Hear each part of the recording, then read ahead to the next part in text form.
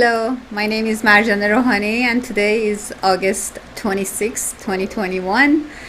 And at the same time, we have a different calendar in Iranian calendar, and it's 4th of Shahrivar, year 2580 of our year that we count when we got it corrected during the Pahlavi era. Shahanshah Aryaee corrected the calendar for us to start from where our Iranian governance relation with other nations and our own nation started, as a matter of fact, and that counted to 2580 today, which actually created a huge conflict with the Shia sect in Iran, and subsequent consequences that actually we are still probably going to be facing more and more as the divisions among people are exacerbating with much sorrow and much pain. I have to report, all of us have been watching the news from Afghanistan, Kabul, where there was a bombing, a suicide bombing, and many people have been injured, tens of people killed, and at least according to some Pentagon sources, at least 10 to 13 Marines have been killed. United States Marines. So it's a very difficult time to be here, but I think we all carry responsibility, individual responsibility, when the world is so chaotic and we have to make sense out of it. We created this program with much thanks and gratitude to Mr. Aryaee Vatankhwah, Siavash, our dear producer, and Ms. Mahnaz, who handles our phones and is the face of the television to really coalesce everything together. And we put this program together with Dr. Saeed Hamzavi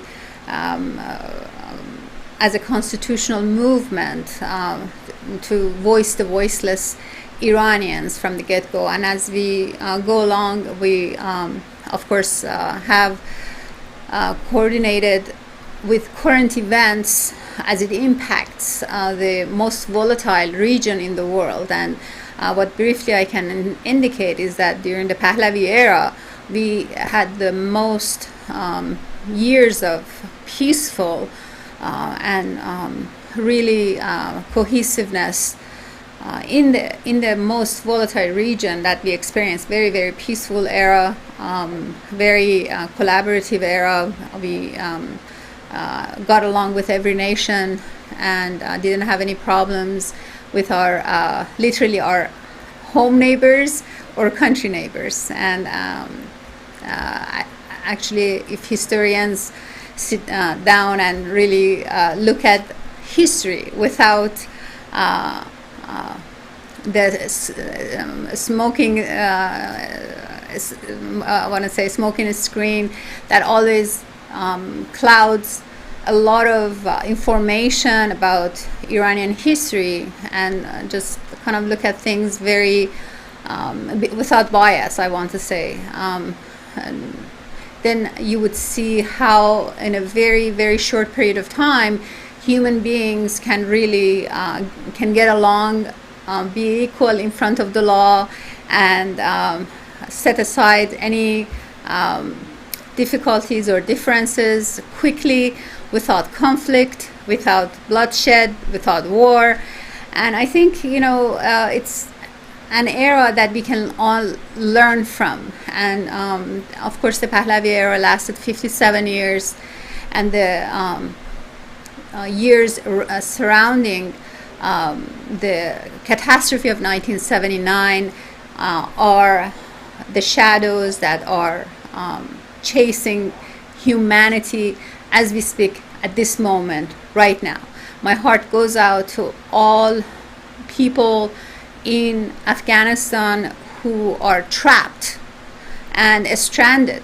And as a matter of fact, I think the White House has asked the media not to use the word stranded. But I don't know how to say it as a survivor of real, migrating from Iran during a very, very difficult time. If you don't use the word stranded for the people you promised that you're gonna bring him out to safety, what is another word to use? That you're serving him tea and pastries, or you're inviting him to a 5-star hotel.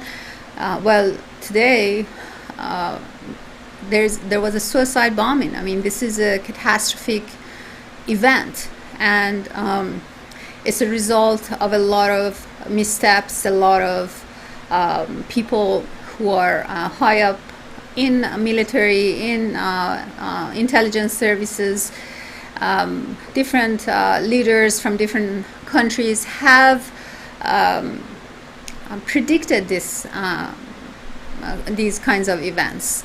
But we are seeing a lot of fear, and we all have to see what this fear is, where this fear is coming from, and is this fear manufactured and made so that we are frozen and we cannot think, and we look at each other to blame each other for all of these mishaps or missteps or errors or criminal activities that are happening all around the world. But what we see actually is that a lot of people are stepping up, and regardless of their race, ethnic background, country of origin, the humanity, the love inside of them is really manifesting to overcome the fear and come out to help the people in need. As a matter of fact, there has been clips from Afghani refugees who have fled Afghanistan to Iran, and despite the fact that the Iranians have been hit very, very hard with the coronavirus, or we don't know what it is, as a matter of fact, because we don't get accurate census, we don't get accurate investigation or statistics or autopsy results that we can rely on to see what is it exactly that is happening to Iranians. Is this the malnutrition? Is it the coronavirus? Is it another type of virus that was spread around in Iran? All we know, a few months before corona hit the world, and everybody talks about Wuhan lab and all that stuff, which, by the way, China announced that if you mention Wuhan, they're going to create a war or something, some serious measures against that particular country. So it's like it seems like everybody is threatening other people, and we are in very hostile moment. We cannot even use words to report or indicate things that are happening. It seems like if you use certain words, you get into big trouble, and you get to but humanity has survived many of these threats, but China has announced that nobody can mention this coronavirus has come out of the Wuhan lab. So all these past 2 years has been an imagination. We did not see anything, and nothing has happened. People have not been stranded or locked down in their homes, and people have not been separated by 6 feet in their own circles, and none of these things have happened. But besides that, I think it's sometimes makes it easy when to speak when or deal with things when we speak about things with sense of humor, which is a very mature defense in the realm of psychology, and I'm sure a lot of you are aware of that. But we know humanity is in a very difficult situation, despite the fact that we see great movements in the sense of love overcoming all of these fears, and people trying to help each other. But it seems like there is a huge rupture in communication and in vocabulary, and the propaganda in media, which, by the way, it was illegal, as a matter of fact. And there was an act, I think, in the 1940s, after World War II, not to use propaganda in at least the United States of America. And the former President Barack Obama null and voided that, so that use of propaganda, which is like every media say the same words, say the same thing, and broadcast the same thing. Like I think, many communist countries where you see these sci-fi movies, or you've seen it in 1984 probably in big screens, where the words are used backwards, and everybody says the same thing. So people who are watching the television, or a lot of people used to call it television in the old times, it kind of impacts the human brain to start believing it. And when you start believing something, it becomes an event that you're really experiencing inside your life, inside your home, inside your relationships. And I really think the factor of fear, and today is really monumental, just like 9/11, that doomsday on September 11, when we all witnessed a catastrophic event that really changed the course of history, in terms of surveillance, in terms of creation of a police state, and just grabbing human freedom, and then overpopulating the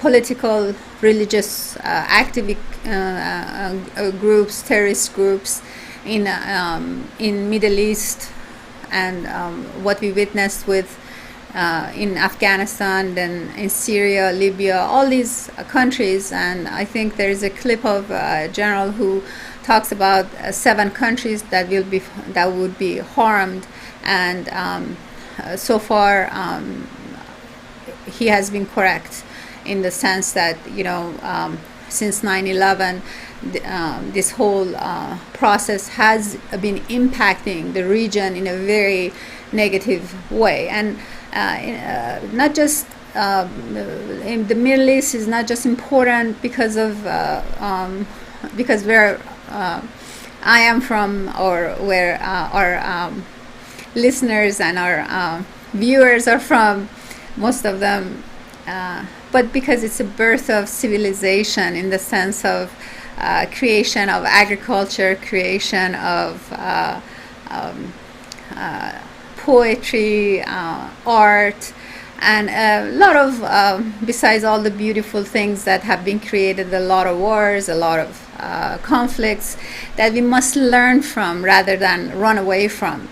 And this all, I want to say, collides with some agenda that is going on in parallel, and it kind of makes you wonder what is going on with Kabul, with Afghanistan at this time, at this moment, after Taliban have been listed in the terrorist list in the United States.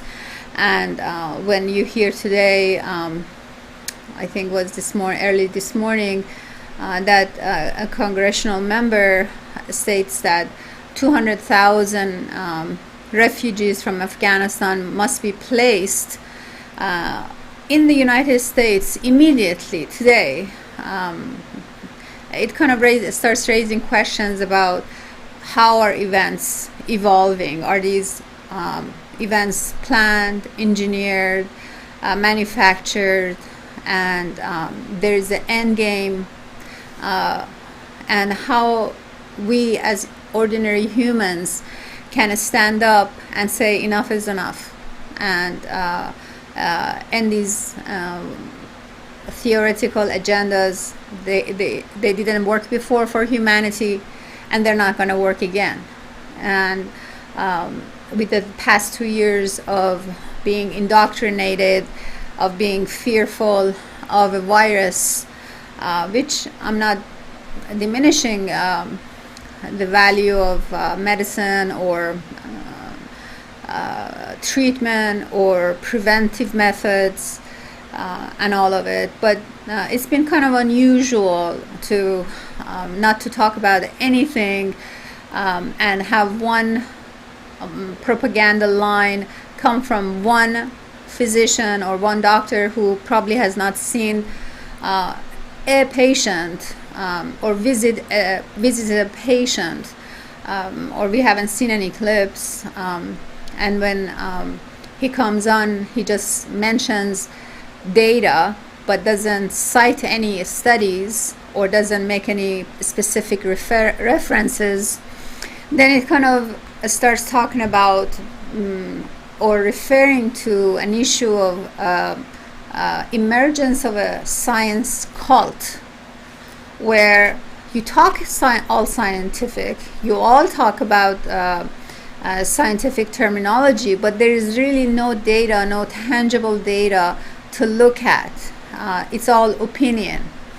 And of course, opinion forms from data, but where is the data? Where is the pictures? Where are the, we all have seen that, it all started with that horridly looking, I want to say, COVID virus, which a lot of people call it 1984 now, because it's leading up to terrible human surveillance. And this Kabul event is not an independent phenomenon.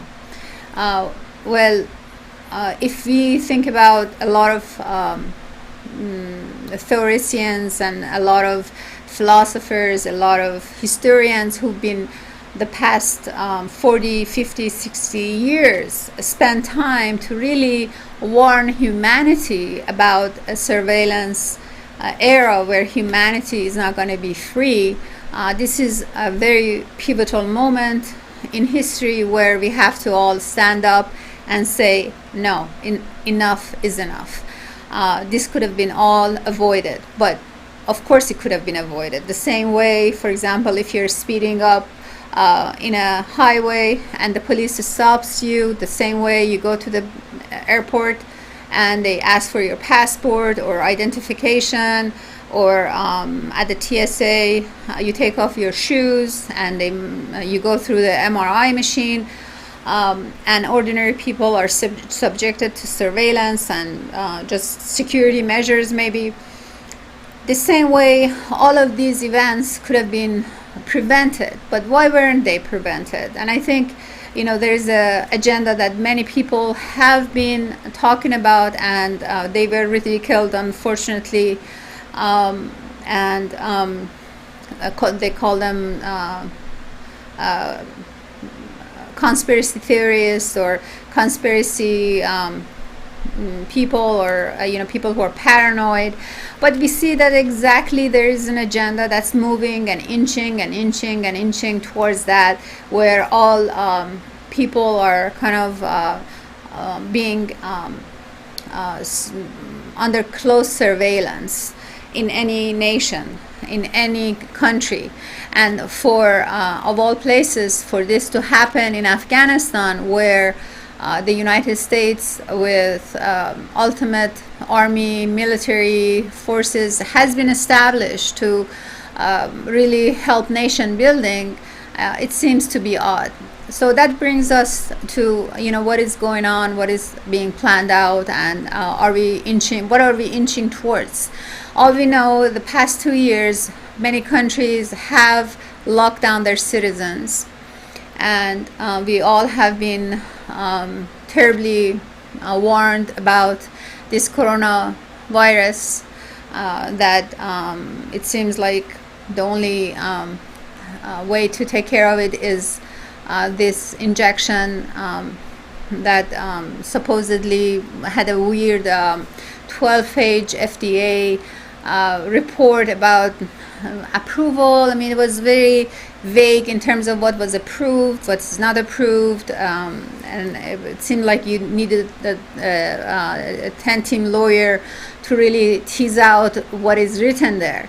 But it was a 12-page report, and then it started putting pressure on the military men and women of the United States of America to accept the injection, which is the ultimate control of your body integrity in terms of having a discussion, or medicine is not a cookie cut service. It's one person at a time and one discussion at a time, and nothing to be forced or to be disciplined. It's been done before with the military servicemen before, and it has not had good effects. We had the what they call a Gulf syndrome in the United States. There was an anthrax vaccination. So the military people are very reserved about receiving a bodily injection that may not agree with them, and just to kind of really just line up and get an injection, which is again giving up a huge part of your decision making. And is this a whole process to break the human spirit, to break the spirit of our military men and women, to break the spirit of our children, to break the spirit of our citizens? I don't know. I don't have that answer, because we don't know what's inside those injections. All we know is what Dr. Fauci has been saying to what's the big deal? Just get the injection. Well, that's not how a doctor speaks. A physician speaks in a way to kind of say, well, look, this is the risk, this is the benefit, and it's my duty to inform you, including not receiving a treatment. As a matter of fact, informed consent is very important, and that part of informed consent is like what would happen to you, to us, if we don't receive a treatment. And what we see, there's this movement or this characterization about collective consciousness, or if you don't receive this injection, grandma is going to die. Well, grandma may be 95 years old, and putting that burden on a psychology of a 5-year-old, I think is really harmful, instead of really discussing the issue with the parent. And so I kind of fundamentally see a very big change and big turn of medical care in general, and which we are not familiar with. And maybe it's for the better. Maybe people should not be aware of the risk and benefits. Maybe we should not be involved in decision making. And we've had eras in history where medicine was more patriotic, I want to say, where the doctor would say, take this, and the patient would take it without even asking a question. We've had that. But after an era of HIPAA, after an era of training in, I think, informed consents, and where you couldn't even during an emergency, really you had a hard time even communicating with the neighboring hospital about some accident that happened, and you get contacted as a doctor. You have a hard time to really, you don't know if you're going to get into trouble if you release some information. You just kind of get on the fence of what to do. And a lot of doctors have nurses have decided to basically step aside because we've been getting confusing messages. Now, that's part of basically breaking the human spirit. When you spread fear, you confuse very smart population, and you keep giving mixed messages, and then you make jokes about it at night, especially. And I want to say that these shows that have turned into really ridiculous comedy shows that don't make any sense anymore. They're not funny anymore. They're making fun of people's misery, suffering, fears, and displacements, people's losing their jobs. And, it's painful for me. I mean, I went to a restaurant the other day, and I feel like we are creating a caste system where I was sitting at the table and everybody is sitting, and the only people who were serving, as a matter of fact, they were wearing masks, and that was quite upsetting to me as a human being, where the servers are gloved and have masks, and people who are sitting down and being served, they are freely eating. So that's kind of a moral question in terms of, are we creating a caste system? And as a matter of fact, a couple of days later, there was a release of a fundraiser on Ms. Nancy Pelosi's Napa Valley fundraising, where everybody was actually, the term, I don't agree with the term white, but that's how our professor didn't like us mentioning white or black, because he said if you're white you're sick, if you're black you're sick, and he would name the diseases. So it kind of our skin may have shades, but to have a color like this, I don't think it would be a skin color, as a matter of fact. But people were of the same, it seemed like darker shade of people were serving with masks and gloves.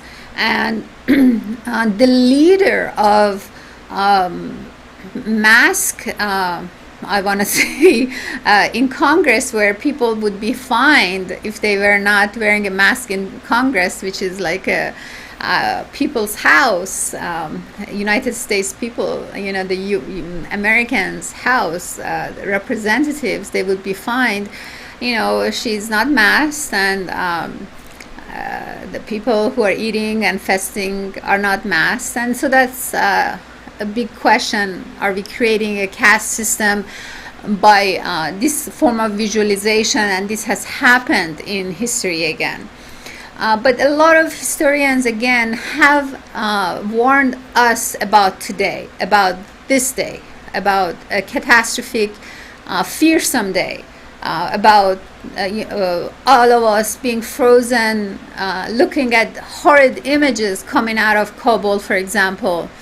And then we have the VP of the United States who is in Singapore and who is warning, of all places, a Muslim nation, about if you want to get Christmas toys, purchase the toys now, because there's going to be a shortage. And she's trying to warn a foreign country, people in a foreign country, of shortages that are upcoming. And I am not sure whether she wanted to talk to Americans or she's talking to people in the world, but how would you know that there's going to be a shortage? Is this manufactured again? Is this engineered? Well, it doesn't matter whether at this point it's manufactured or engineered. It's a fact. It's happening. The conspiracy facts are happening against humanity.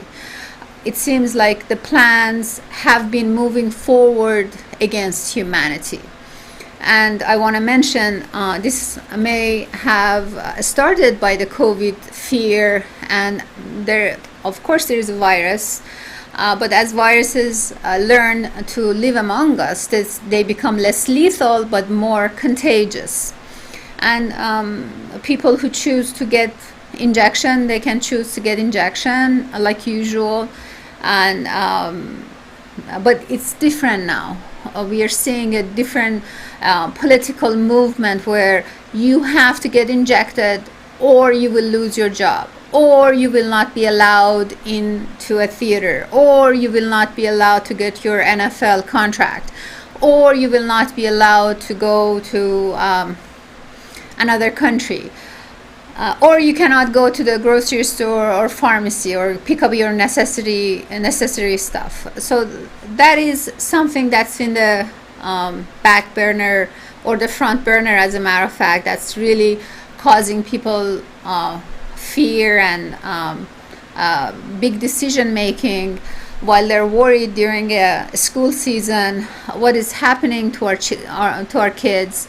Why are they getting masked? And of course, you know, when kids have been separated and then they all come together again, they're going to be sniffling. I mean, that's the kids' nature. They play, and with or without masks, that they which they, by the way, they share, and they don't keep it very clean. It seems like it's just a restriction on humanity rather than something that is related to well-being or cleanliness or hygiene, or you know, we wear masks in a sterile environment. It doesn't make sense to, for example, in an operating room, everybody is masked because the environment is sterile, and the surgeon is looking into an open wound, and we want to keep the area sterile to the best of abilities. And a lot of times, sometimes that doesn't even work. But so we have the fear, for example, today with Kabul. Then we have our fear with what's happening to our kids. And then we have the fear about our jobs, how people are judging people who are injected versus people who are not injected, people who are blaming each other. And I really want to say we need to stop as human race to stop blaming each other and really hold each other's hands and see that we are as one, and how we have really made it through history. And the past century has been a very successful century because we are living longer, we are living better. And all these people who are yelling green, green, green, or yelling anti-poverty, they've been in rich nations, for example in Africa, and they've made them poverty. They've created more poverty in those nations. So we cannot rely on these NGOs or on these individuals or on these corporations who are pretending to say we are going to be eliminating poverty, because they've been there. They have a track record, and they've been kicked out of a lot of nations, as a matter of fact.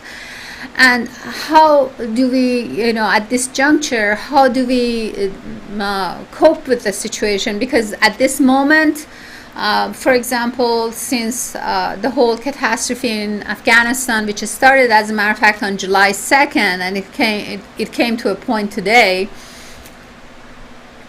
but people have been kind of really talking about it in the media during the past week specifically, and you know, leaving all of the military equipment, high-tech military equipments behind. And how are these Taliban, who were famous for being ghost army, trained to even make use of it? A lot of experts are actually concerned about China, about Russia, about other countries copying American technology, as a matter of fact. And we all, how can we forget that?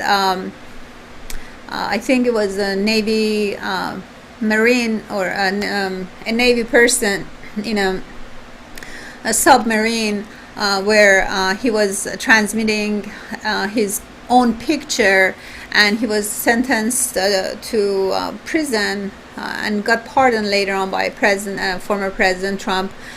Because apparently if you take a picture, it's illegal in a submarine, and other countries can make use of your technology that you have built in, and that's intellectual property of the United States. But we see that all this high technology military have been abandoned, and then we have the President of the United States who is not really giving good statistics, and it seems like the numbers are not adding up, and nobody's giving accurate numbers. And a lot of people, including his own party, have been asking him to resign, or people are talking about impeachment. And is this part of a plan to bring in Ms. Kamala Harris into power, where she will be actually proceeding with the follow-up steps of Agenda 21, where people have been talking about and were wrongfully called conspiracy theorists? I mean, because if most of you have seen that clip from the World Economic Forum, where their third notion says, first it says you will own nothing and you will be happy, and then the third slide says America will not be the leading nation or a superpower. And as a matter of fact, Mr. Fukuyama had an article in Economist last week, and or just a couple of days ago, saying that American globalism has failed. Well, America has not been engaged in globalism.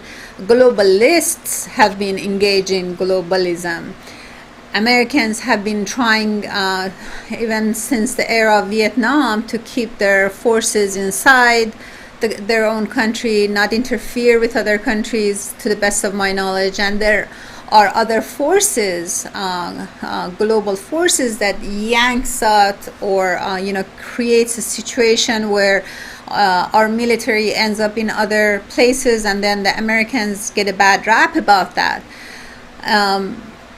So going back to the same discussion, is this an engineered plot where Ms. Harris will take over the presidency and end up dismantling the military of the greatest nation on this planet? As a matter of fact, this is a great nation with a great founding father, with great constitution, with Bill of Rights, and with people who are against these policies, and with the television or media propaganda that has closed or shut down or deplatformed many Americans, as a matter of fact, who are speaking against these policies or against these catastrophic, preventable catastrophic events. You don't have to be Einstein or Ibn Sina. By the way, today I think it's Zakaria Razi's birthday, who's the father of medicine, in my opinion, very free thinker, and Middle East, Iran specifically. I disagree with the term Middle East, by the way, because we're all brothers and sisters over there, and at one point everybody spoke Farsi, and Farsi is a very progressive language. Dr. Razi was very free-minded, free-spirited, and did not have any fear. And despite the fact that he had lost his vision, he lived to old ages, as a matter of fact, and built a very nice hospital, which was very, very unique during his era. So it's very important to kind of for us to talk about history and learn from it. But then moving forward to where we are right now,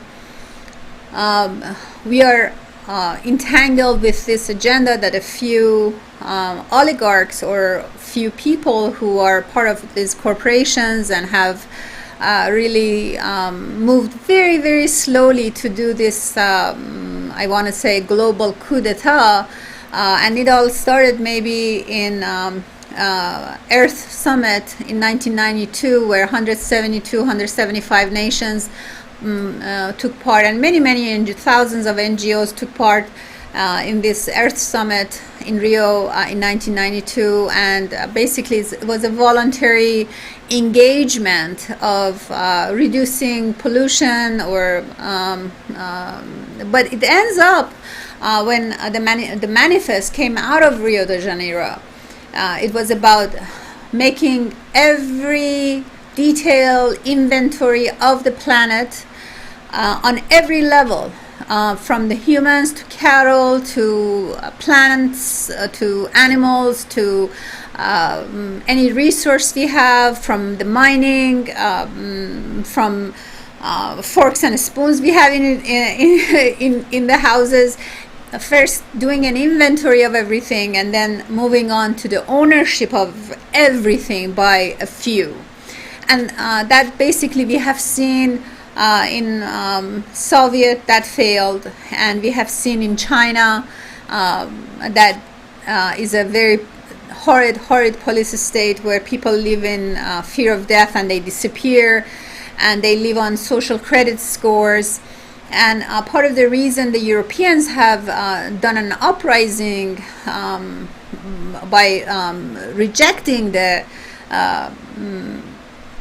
vaccine passports, or what if they call the vaccine, because they modify your and this is a new technology that's like a nuclear weapon, where you can have a nuclear based electricity and be very beneficial for humanity, or you can move into dark science, where all of our DNAs can be labeled and we belong to a corporation. So then the mainstream media, as a matter of fact, developed a terminology called vaccine hesitance, and anybody who asks any question is like a hesitant citizen. So basically we are facing a huge situation here, where then the terminology with a new normal started echoing as a propaganda in mainstream media. And if I had the clips to kind of show you how many times the anchors keep saying new normal, new normal, new normal, it's really sickening. And then there's no new normal, there's normal, there's ordinary, there is human activity, there is people's choices. When you get up in the morning, you have a routine, and everybody's routine is very, very different, and we want to keep it that way, because that is when creativity and human the beauty of humanity evolves and gets to the next level. Now, if the few are not happy with it, or have lost money because of this individualism, that is not something that would be solved by entrapping or grabbing and owning humans.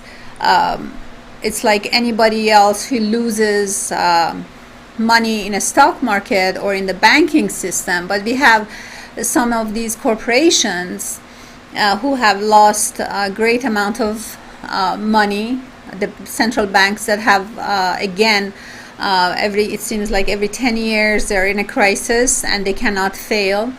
And this has been basically moving towards inventory of the planet and basically ownership of the planet by the central bankers to really choose and decide who will proceed as a human being, or who will move forward, or who will be eliminated or outcasted. And outcasting in the digital world is pretty simple. I mean, you deplatform and you delete, and it's like the person never existed, and it's like the bloodless elimination or bloodless war that man has ever imagined. I mean, man has always probably in the most psychopathic state has imagined to live like God and be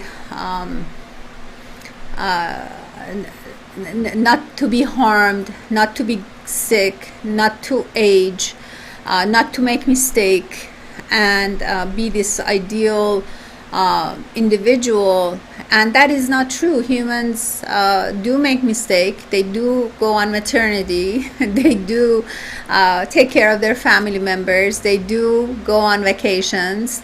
And this whole plot and whole agenda of using these what they want to call vaccination passport, where on the vocabulary it seems like people are free then to travel, is actually the opposite meaning, that people will be able to be traced and trapped in their own cage. And what basically the Agenda 21, which we are in the year 2021 as a matter of fact, and we're seeing it happen, is this whole movement towards maybe balkanization. I mean, if you think about all the Black Lives Matter and the burnings and no police, or defund the police movement, and then the support of defund the police by some of the congressional members who are making very unusual statements in terms of, even today, AOC calling for 200,000 refugees coming right now to the United States. Well, there is a process of immigration.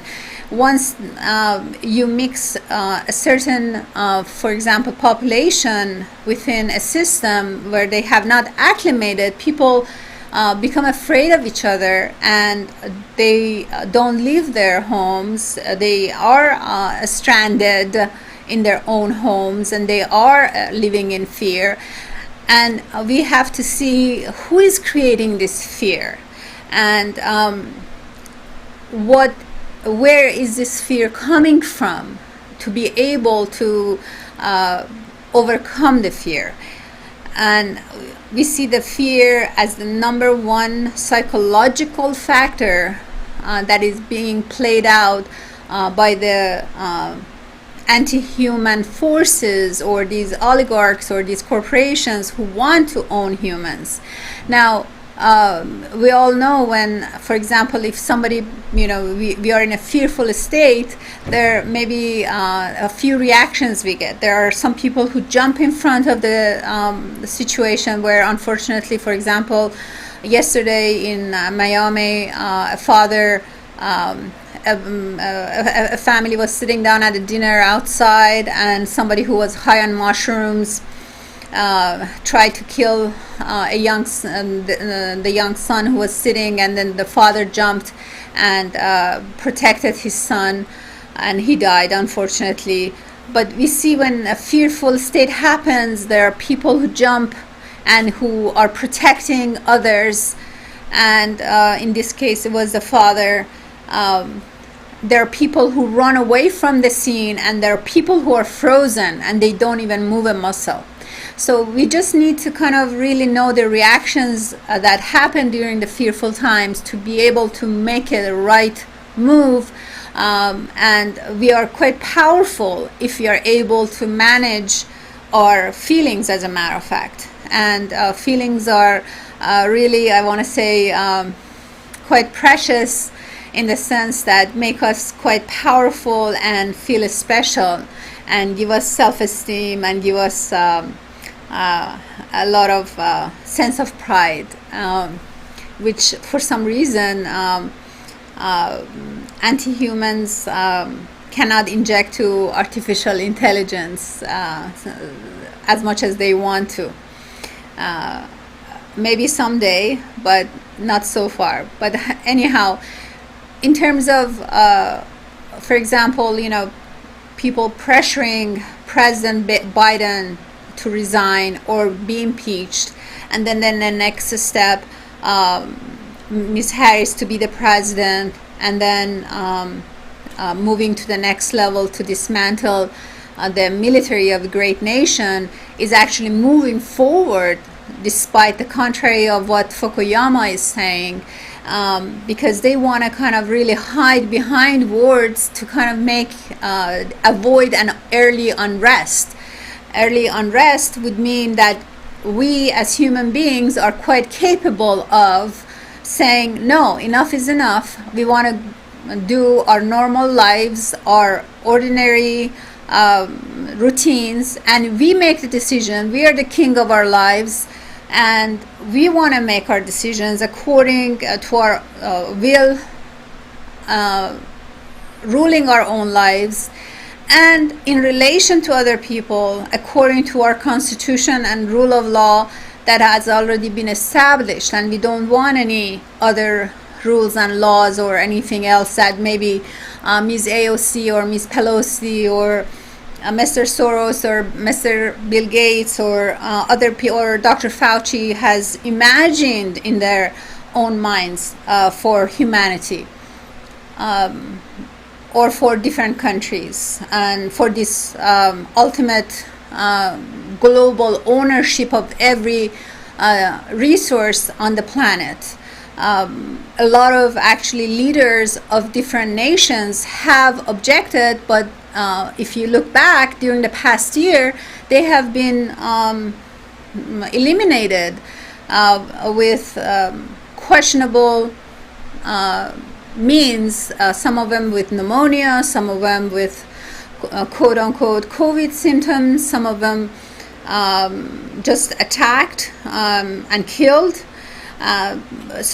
But we're still at the, when somebody like Fukuyama, who has been the writer and manifester or manifest writer or philosopher for globalization and mass surveillance of human beings like cattle, wants to kind of hide behind words, we have to read between the lines and know where our power lies. Our power is to, as a matter of fact, know what has happened, and the psychological maneuvering is this sense of fear.